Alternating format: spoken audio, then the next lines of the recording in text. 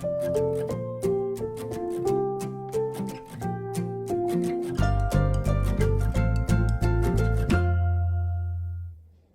everybody, it's Emily, the Crazy Worm Lady. I'm here today with the Forbidden Foods bin. This is the bin that we previously had coleslaw fed in, and we allowed it a couple extra weeks. I was only planning on having an extra week to let them process, but just wasn't able to film some updates. So it's been a few weeks since I updated this bin, but we did not feed it last time. We just added some bedding.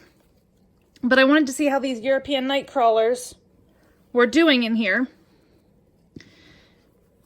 And these castings are absolutely amazing. The worms look really healthy. Babies, adults. They look really, really nice. I think it was probably a good thing that we left them a little extra time, because everything looks like it kind of evened out. The consistency was a little funky after doing the coleslaw, probably from the mayonnaise, but I think this seemed to do the trick. So I'm going to mix in this bedding today, kind of mix it all throughout, give the worms some additional bedding to work in. I will say that these worms have really not regained their size. At least as of yet, I'm not really seeing any worms that look a whole lot like European night crawlers. They actually just look like red wigglers. And that's because we had neglected these worms prior to this experiment. So they had shrunk in size because they hadn't had any food. They had just been reworking their own castings. So it's just going to kind of be a process. And it very well may be that this generation of worms does not regain size, but the next generation of worms will. But we won't know that for a little while yet. So, I'm impressed. I do see, if I can get it here, a lot of baby worms. So they're reproducing in here, which is always encouraging. And like I said, the castings are just a really nice consistency. Now, they're really, really flaky. They're not dry, but they're not overly moist either. And now that I say that, some of these guys do look a little bit more large. Still not quite, there's a cocoon right there. Still not quite the typical European night crawler size, but it does look like a few of them are starting to get some size to them. So if you recall last update, and as I said, it's been a little while, I said I had kind of a big surprise feeding for this next feeding, and I was holding out on you guys, but I had gotten an email or a Facebook message from one of my subscribers who said he had something for me to try and offered to mail it to me, and he did.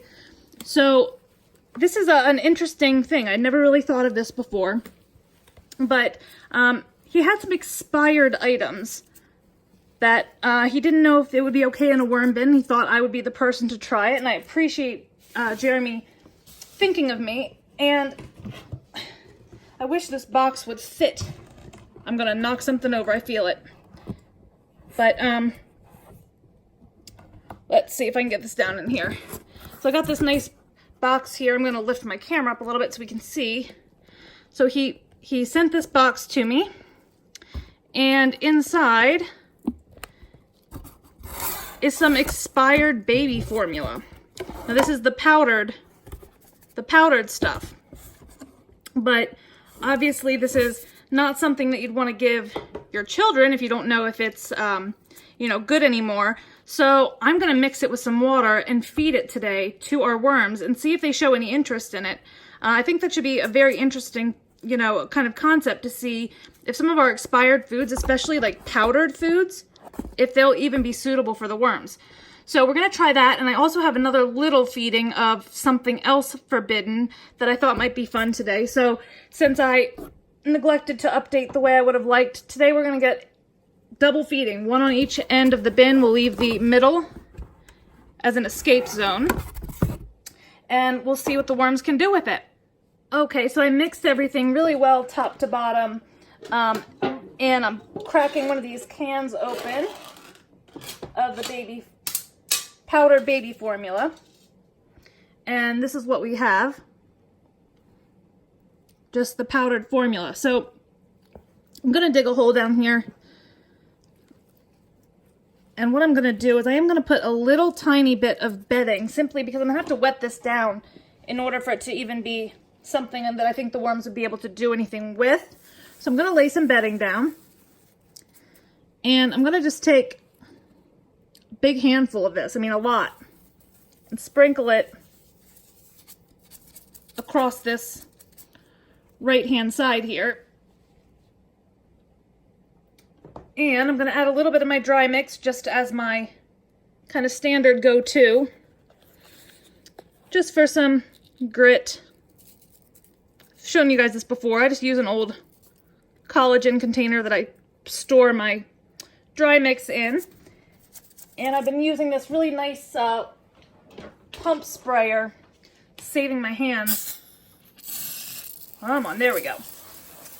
And I just filled it yesterday, so kind of got to distill the water. People are concerned sometimes about fluoride, chlorine, anything like that in their water.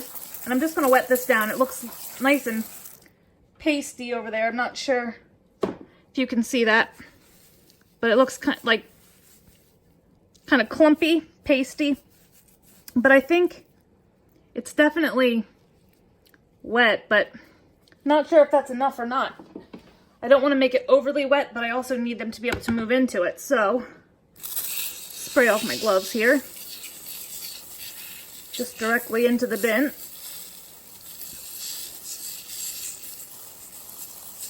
Okay, so that's a good bit of extra moisture there. I'm just going to cover this back up. Give our worms some privacy to work into that. And then all the way down over here on our left-hand side, I have another forbidden food. This is one that I did do in the first Forbidden Foods experiment. People were surprised by it, so I thought we would do it again. So first thing, I'm just going to lay down some more dry mix. It's the diatomaceous earth, neem cake, kelp meal, an oyster shell. This one I actually added a little bit of alfalfa meal as well, just because I had it. But certainly you don't need to use this mix. You can use whatever you want. But I have some extra jalapenos. I was going to try to pickle them. Not going to happen. So I'm just going to toss these in and cover them up. So of course the concern with jalapenos is the capsaicin, so the